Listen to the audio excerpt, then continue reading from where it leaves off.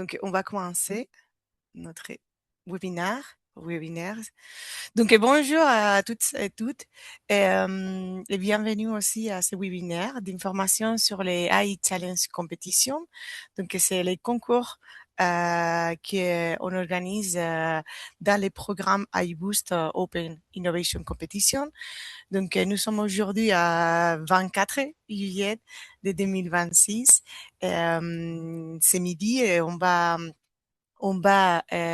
enregistrer cette séance et il va durer plus ou moins 1 heure et vous allez la voir enregistrée dans différents réseaux sociaux.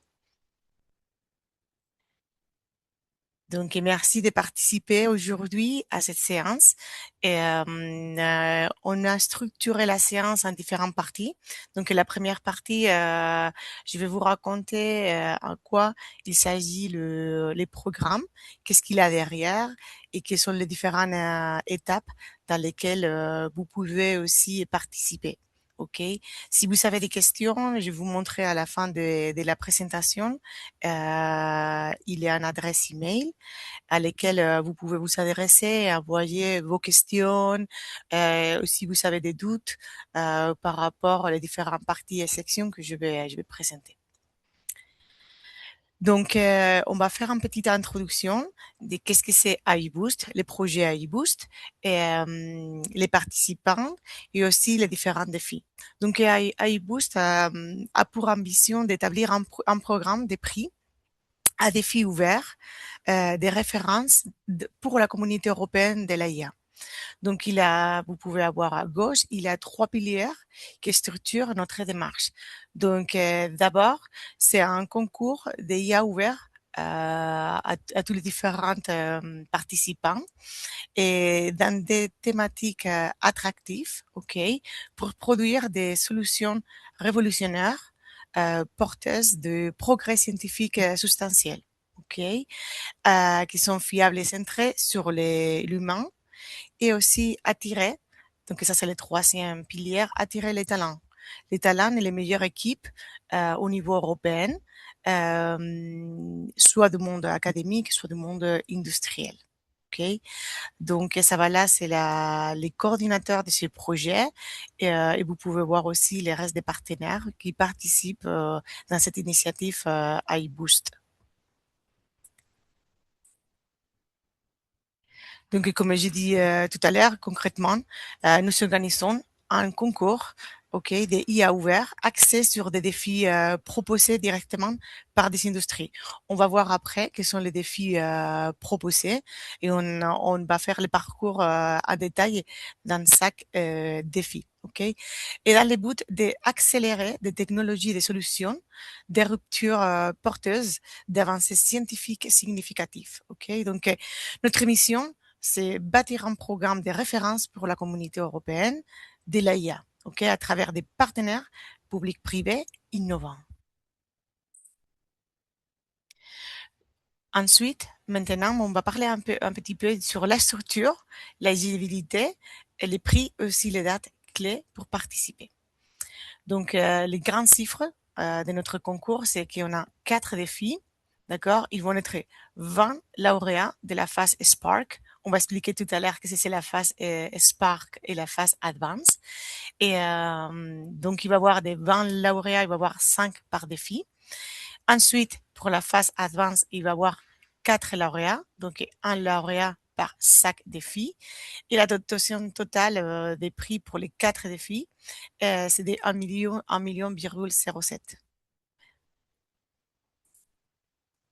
Donc, qui peut participer? Donc, quelle est la éligibilité au niveau des participants?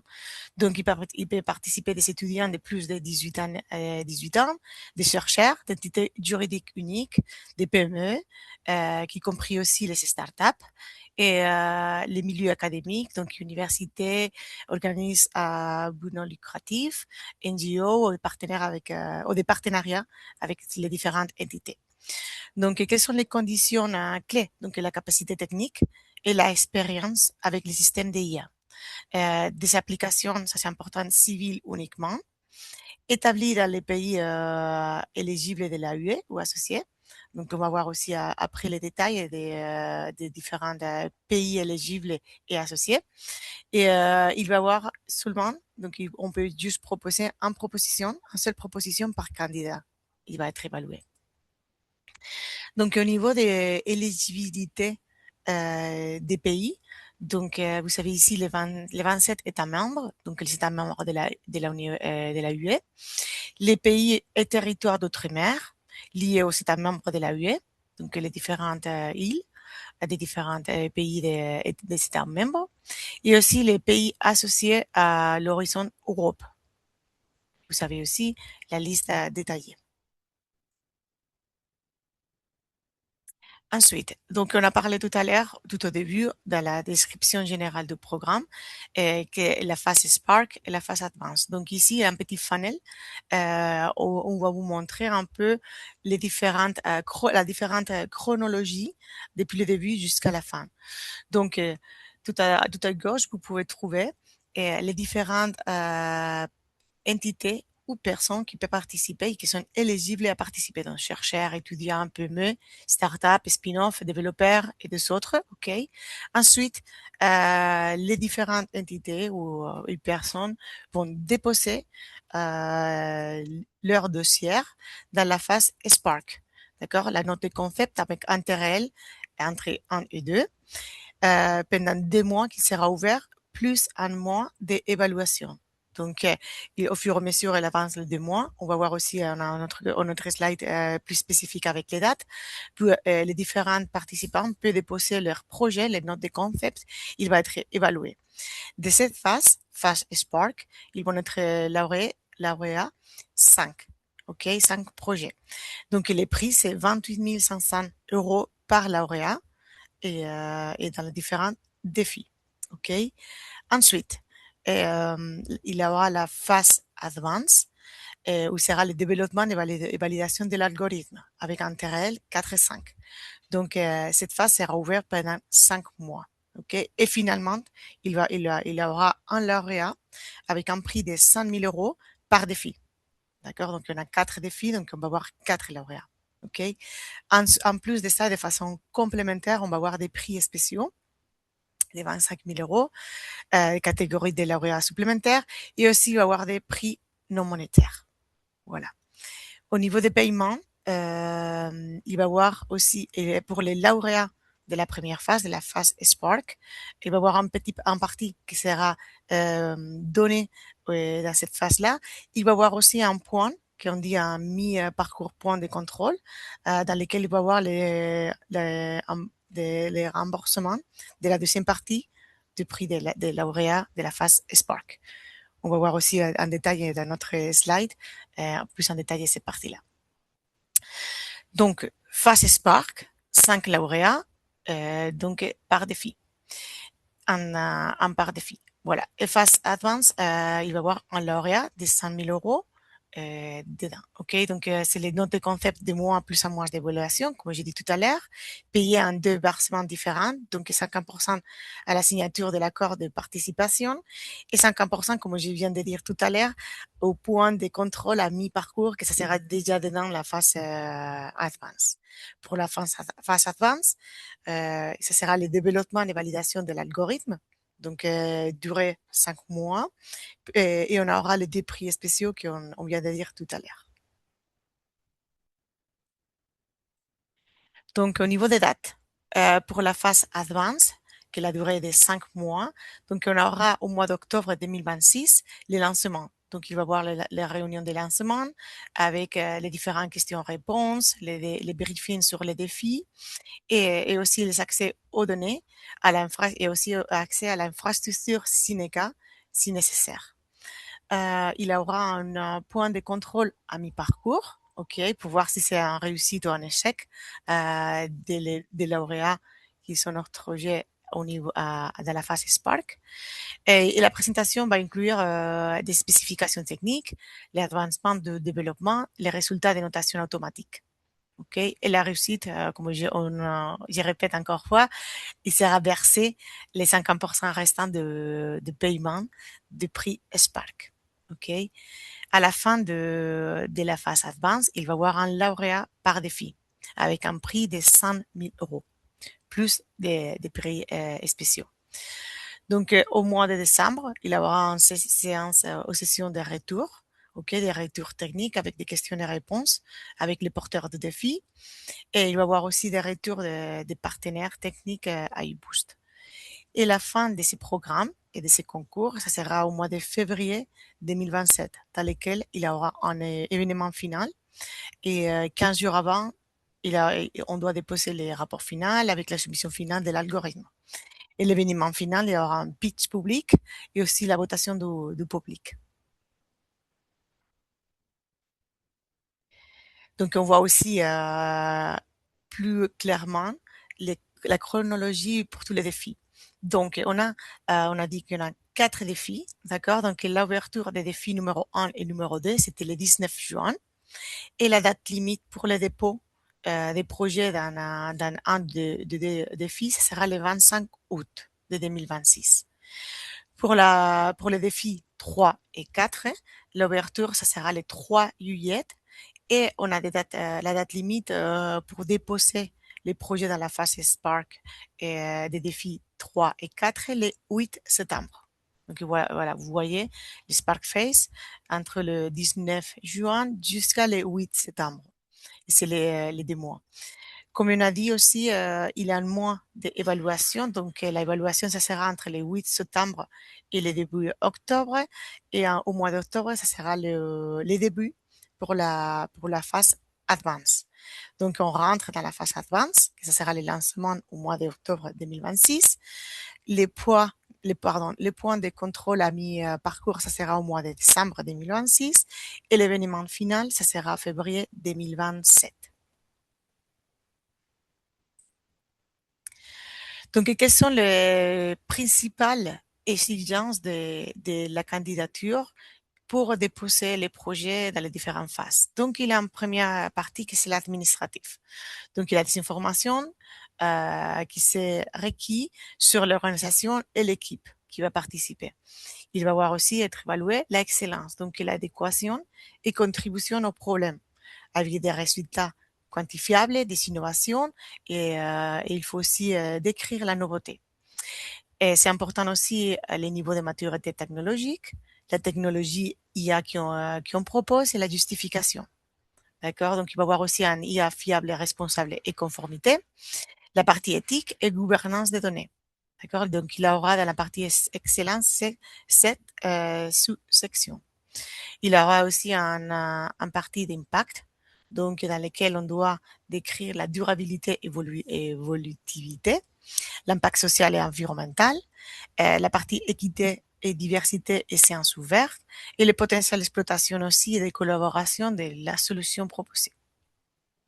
La qualité de la mise en œuvre, donc il sera aussi évalué le plan de travail, les besoins en infrastructure Cineca, si c'est le cas ici, les qualifications de l'équipe jusqu'à 1750 mots à décrire et aussi comment on va faire la gestion et la atténuation des risques, la gestion des risques surtout et et l'atténuation de même. Il y aura aussi la déclaration sur l'honneur, donc confirmation de la conformité au motif d'exclusion du règlement financier de la UE. Et la liste complète des questions figure aussi à l'annexe numéro 1 des lignes directrices pour les candidats.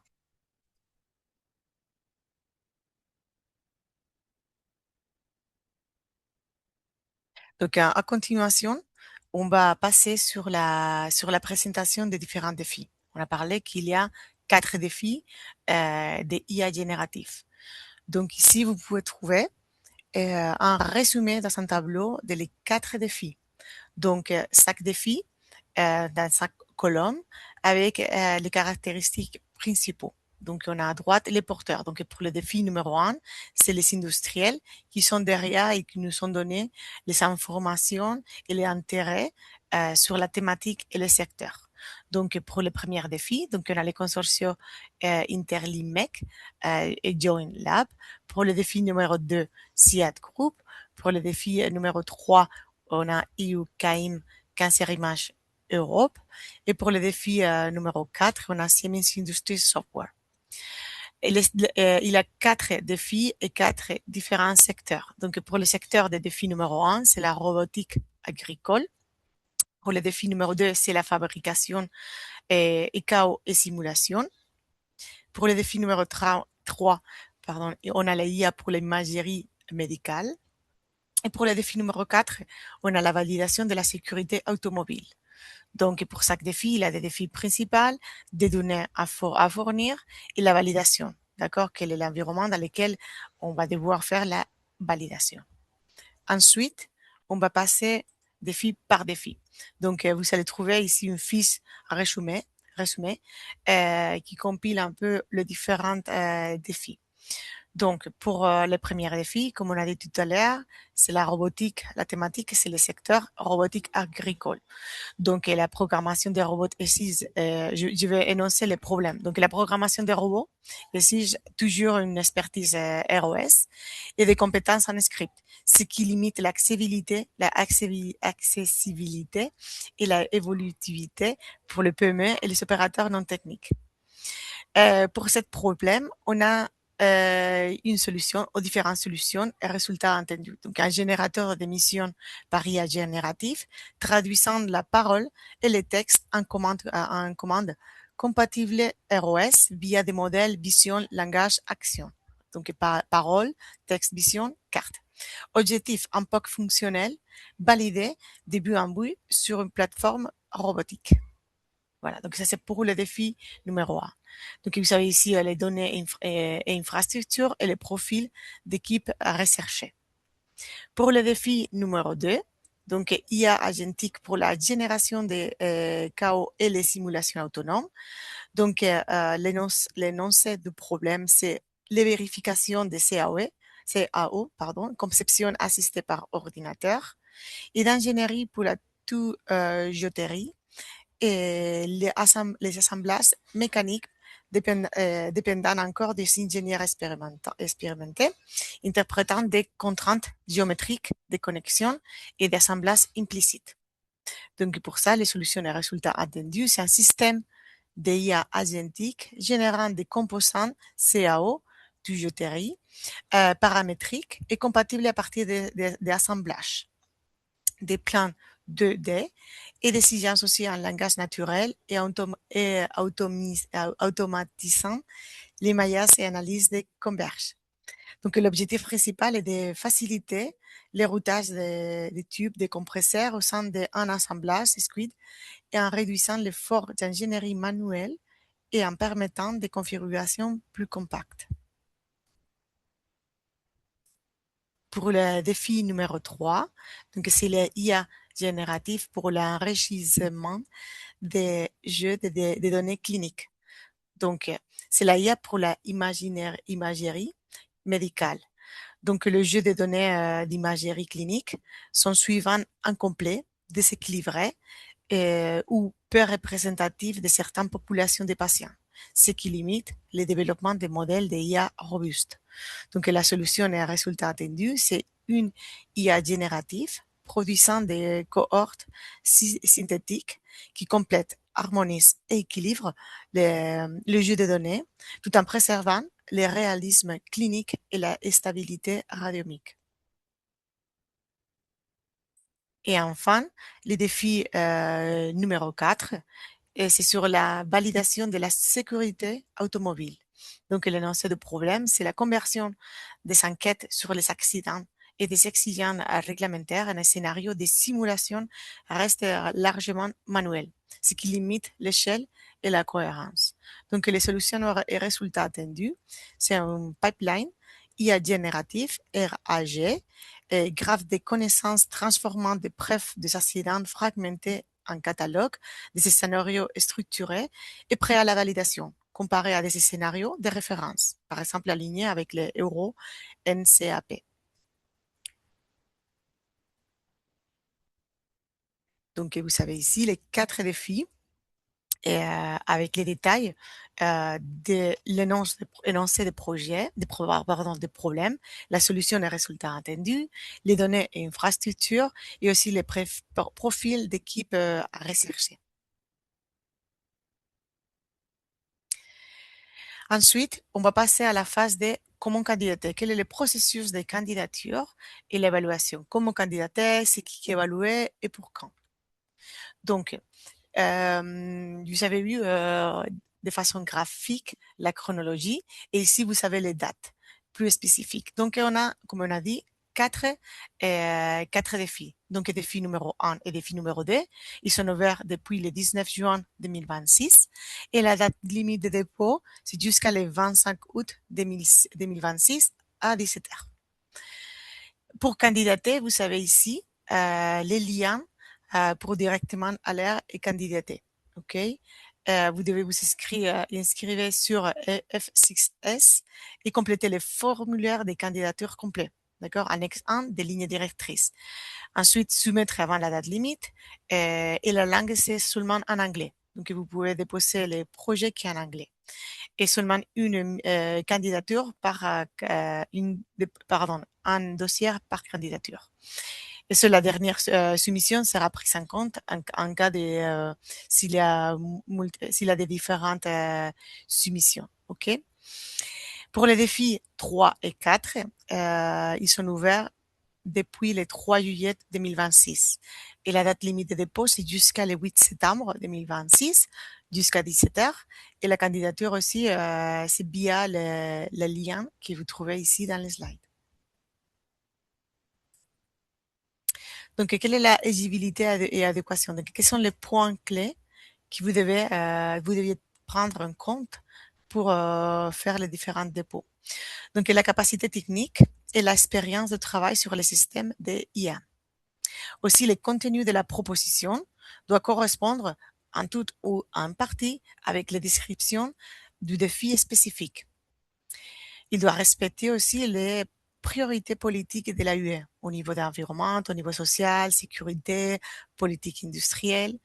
Donc, il doit avoir aussi une volonté de s'engager activement avec les services infrastructures, de l'infrastructure de iBoost, donc des projets qu'on est en train de travailler. Ouverture à la collaboration avec les porteurs de défis. Donc, il va avoir y compris les activités de développement et de démonstration. Aussi, l'accès au HPC Cineca est optionnel, non, c'est pas obligatoire. L'engagement à participer aux activités de formation et de renforcement des capacités de iBoost. Aussi, l'acceptation, et ça c'est important aussi à souligner, d'une exclusivité de 6 mois sur les résultats de la propriété intellectuelle en faveur de porteurs de défis après la fin du concours. D'accord? Donc, je répète, il y a une acceptation d'une exclusivité de 6 mois sur les résultats de la propriété intellectuelle en faveur de porteurs de défis après la fin du concours. Pas de double financement, donc il ne doit pas avoir déjà reçu un prix ou une subvention de la Commission européenne pour la même action.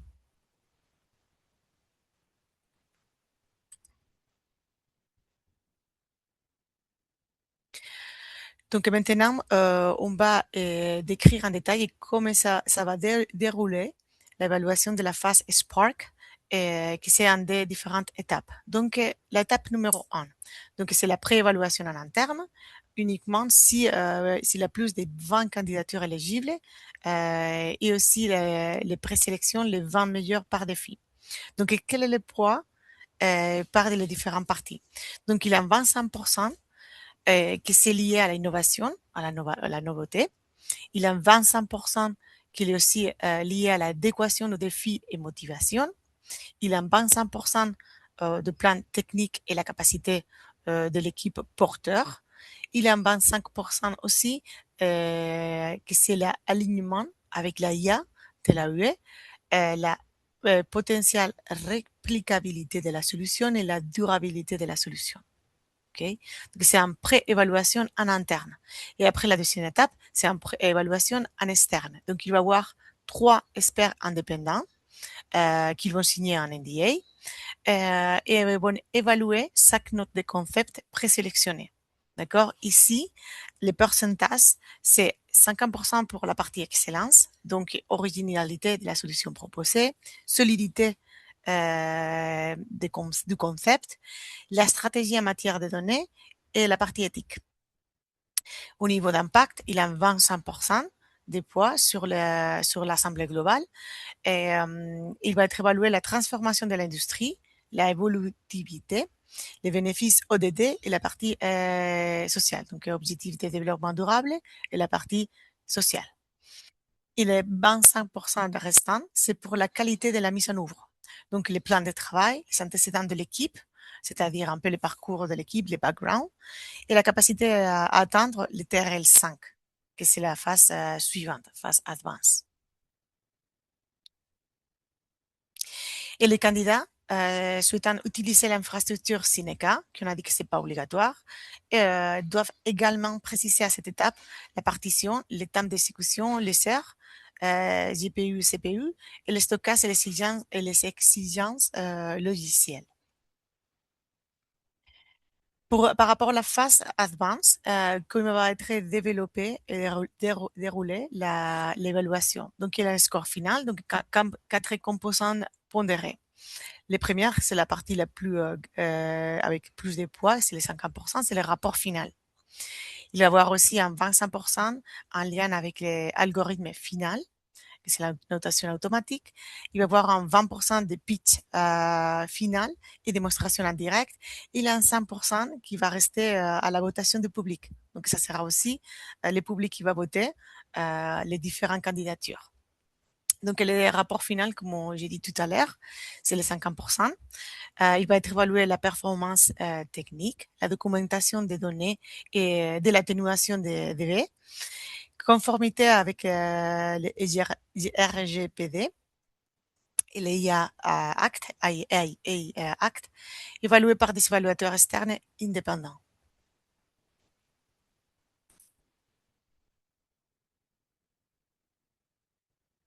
Quels sont les documents clés? Les documents clés à consulter. Donc, il y a un qui c'est le premier, qui c'est les lignes directrices à iBoost pour les candidats. Donc, ces documents et la présentation que vous allez avoir aussi, avec les processus complets, la lisibilité, l'évaluation, les calendriers. Il va y avoir 4 documents de description des défis, que c'est l'annexe 2. Donc, un document par défi avec tous les détails techniques, les données et l'infrastructure. Et en cas de divergence avec les lignes directrices, le document de défi prévôt. Donc, ça sera plus important. Les formulaires de candidature FX, F6S, annexe 1 des lignes directrices. Donc, les formulaires de soumission en ligne réelle. Et la version en ligne prévaut sur toute autre version. Et c'est aussi important que la seule langue que c'est accepté, c'est l'anglais. D'accord? Donc, les soumissions des autres langues, des autres dossiers avec, qui seront dans notre langue, ils ne seront pas évalués. Donc, c'est important à prendre en compte. Donc, ça, ils seront évalués seulement les dossiers présentés dans la langue anglaise. Donc, s'il y a des questions, des doutes par rapport aux différents défis, par rapport aux procédés d'évaluation. Vous savez ici indiquer les adresses email. Donc, n'hésite pas à envoyer, à nous solliciter si vous avez besoin ou si vous avez des doutes et on sera là pour vous répondre à vos questions. Donc, de mon côté, c'est tout. Il faut juste vous remercier beaucoup pour votre attention à ces webinaires. Et nous attendons aussi vos candidatures avec impatience. Donc, je vous encourage à participer à cet intéressant programme.